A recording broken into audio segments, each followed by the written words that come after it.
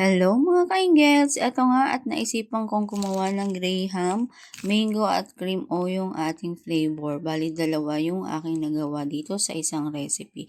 Ayan, naglagay ako dyan ng all-purpose cream, tapos yung cream densada, tsaka ayan, minix ko na siya.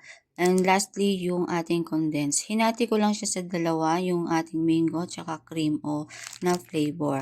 Dito naman, kumuha tayo ng iba para naman isawsaw natin yung ating biscuits. Huwag mo masyadong pakadip kasi masyado siyang lalambot. Tapos every top, naglagay muna ako ng half cup para naman lalagyan natin after ng mango sa gitna. Tapos biscuits ulit, tapos yung another mixture sa ibabaw. Tapos yung huli, yung pinaka-toppings natin, syempre mango ulit. Bali dalawang mango lang yung nagamit ko dito.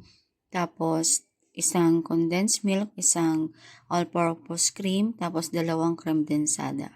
Ayan na yung ating final toppings para sa ating mango graham. After nyan, pinako na agad para mailagay na agad sa ating freezer para hindi naman siya matunaw. Ayan, naglagay tayo ng thank you and the same sa Oreo or cream o same process lang din naman. Dati nagtitimbang pa ako ng mixture, ngayon hindi na. Bali, cups na lang yung ginamit ko para puno siya. Kaya yung ating per tub ay punong-puno po yan. And nag-recosting tayo at medyo nabago yung ating price unlike before na 45 tsaka 50 pesos. Kaya sa mga naiinitan dyan, baka naman order na kayo ng ating mango graham and cream o graham. Thank you for watching mga kaingets!